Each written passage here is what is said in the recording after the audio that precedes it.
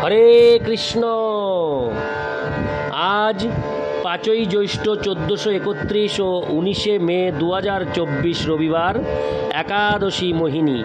এই একাদশীর দিন আমি শ্রীমদ্ ভাগবতম পাঠ করছি। আজ আমি পাঠ করছি শ্রীমদ্ ভাগবতমের 2য় স্কন্দ 9ম অধ্যায় ভগবানের বাণীর বর্ণনার মাধ্যমে উত্তরের শ্লোক 36-এর 4র্থ অংশ, অর্থাৎ 36-এর শেষ অংশ। অডিওর শুরুতে আমি আমার সকল ভক্তিমতী মা ও ভক্তবৃন্দের কাছে আমি বিনীত প্রার্থনা জানাই, আপনারা কৃপাপূর্বক আমার এই ছোট্ট ইউটিউব চ্যানেল জীবনের পূর্ণতাকে স্বীকার করে সাবস্ক্রাইব করে এবং একটি কমেন্টস করে আপনারা কোথা থেকে এই অডিও শ্রবণ করছেন কৃপাপূর্বক কমেন্টসের মাধ্যমে আমাকে জানাবেন। আমি অত্যন্ত আনন্দিত হব, অত্যন্ত আশান্বিত থাকব আপনাদের এই কমেন্টস পাওয়ার জন্য, এবং আপনাদের হাত ধরেই যাতে আমার এই জীবনের পূর্ণতা ইউটিউব চ্যানেল অনেক দূর এগিয়ে যেতে পারে, তার জন্য আপনাদের কাছে আমি প্রার্থনা জানাচ্ছি। আপনারা কৃপাপূর্বক আমার প্রার্থনা শুনবেন এবং জীবনের পূর্ণতা এই ইউটিউব চ্যানেলটিকে সাবস্ক্রাইব করে দেবেন। আমি এখন আবার পাঠ করব শ্লোক 36 এবং তার শেষ অংশ। শ্লোক 36। এতাবদেব জিজ্ঞাসং তত্ত্ব জিজ্ঞাসুনাত্তন অন্যয় ব্যতিরেকাভ্যাং যৎসাৎ সর্বত্র সর্বদা। এমনকি জড়জগতের প্রলয়ের সময়ও ভক্তিযোগের পন্থা প্রয়োগ করা যেতে পারে। কালেন ও নষ্টা প্রলয়ে বাণীয়ম। প্রলয়ের সময় ভগবানের আরাধনা করা হয়, কেননা তিনি বেদসমূহকে রক্ষা করেন। প্রত্যেক যুগে তার আরাধনা করা হয়। শ্রীমদ্ ভাগবতে 12:3-52 বলা হয়েছে, কৃতে যদ্ধায়ত বিষ্ণুং ত্রেতায়ং যজতো মখৈ দাপরে পরিচর্যায়াং কলৌ তদ্দরি কীর্তনাথ। আমি শ্লোকটি আরেকবার পাঠ করছি। কৃতে যদ্ধায়ত বিষ্ণুং ত্রেতায়ং যজতো মখৈ দাপরে পরিচর্যায়াং কলৌ তদ্দরি কীর্তনাথ। বিষ্ণু পুরাণে উল্লেখ করা হয়েছে, সহানিস্তন মহোছিদ্রং সমহ স বিভ্রম জন্মুহূর্তং ক্ষণং বাপি বাসুদেবং ন চিন্তয়েৎ। এক পলকের জন্যও যদি পরমেশ্বর ভগবান বাসুদেবকে স্মরণ না করা হয় তাহলে সবচাইতে বড় ক্ষতি হয়, কেননা সেটি হচ্ছে সবচাইতে বড় ভ্রম এবং সবচাইতে বড় বিড়ম্বনা। জীবনের সমস্ত অবস্থায় ভগবানের আরাধনা করা যায়। যেমন প্রহ্লাদ মহারাজ এবং পরীক্ষিত মহারাজ মাতৃ জঠরে অবস্থানকালে ভগবানের আরাধনা করেছিলেন। শৈশবে 5 বছর বয়সে ধ্রুব মহারাজ ভগবানের আরাধনা করেছিলেন।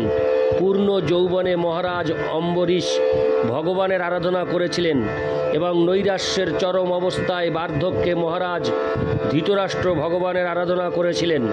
অজামিল দেহত্যাগের সময় ভগবানের আরাধনা করেছিলেন এবং চিত্রকেতু স্বর্গে এবং নরকে ভগবানের আরাধনা করেছিলেন। নৃসিংহ পুরাণে বলা হয়েছে যে নারকীরা যখন ভগবানের দিব্য নাম কীর্তন করতে শুরু করে তখন তারা নরক থেকে স্বর্গ অভিমুখে উন্নীত হতে থাকে। দুর্বাসা মুনিও তার সমর্থনে বলেছেন, মুচ্চেত জন্মান্মুদিতে নারকোপি।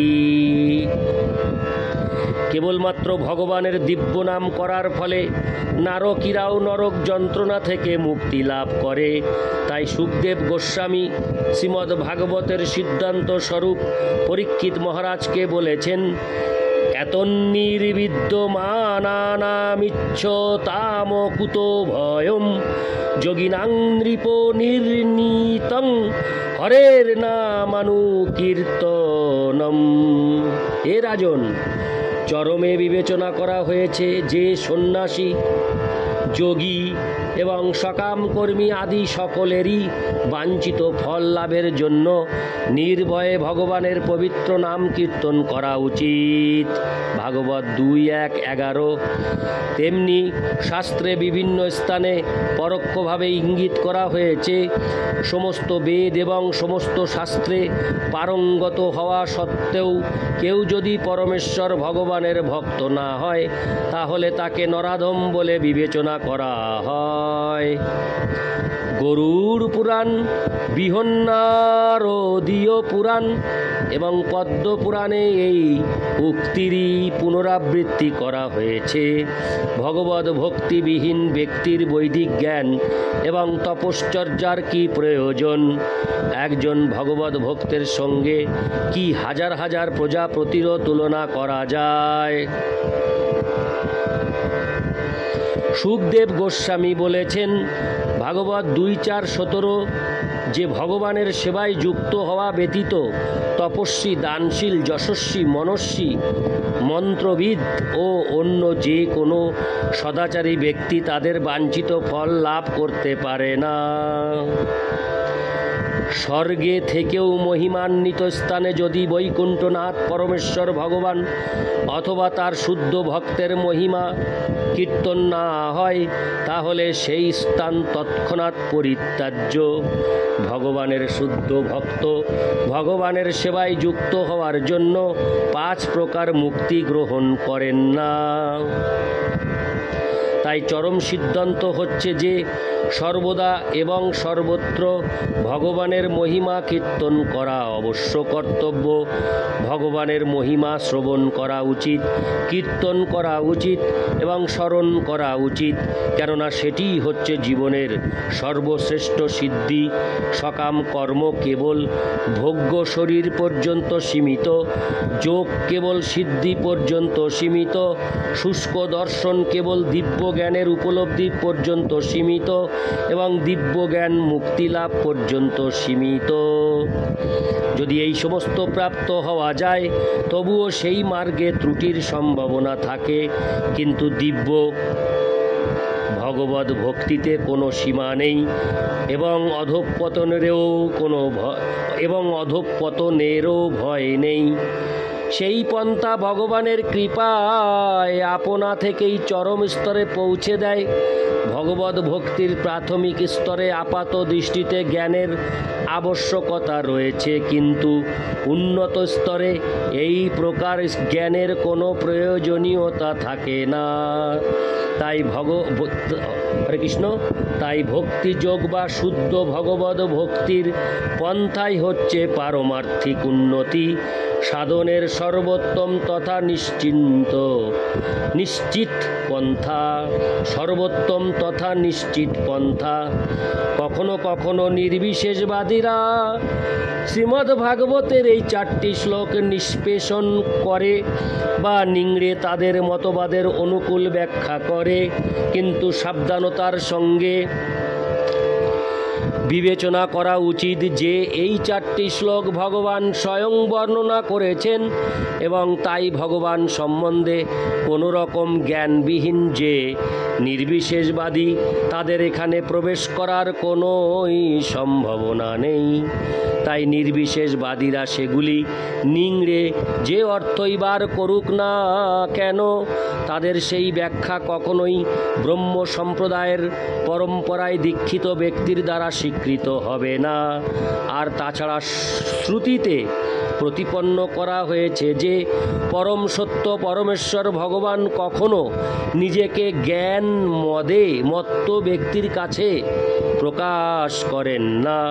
শ্রুতিমন্ত্রে স্পষ্টভাবে বলা হয়েছে, কঠোপনিষদ 1:2-23, নায়মত্তা প্রবচনেন লভ্যো ন মেধয়া ন বহুনা শ্রুতেন যমে বৈশ বৃণুতে তেন লবস্তস্যৈষ আত্মা বিবৃণুতে তনুংসাম।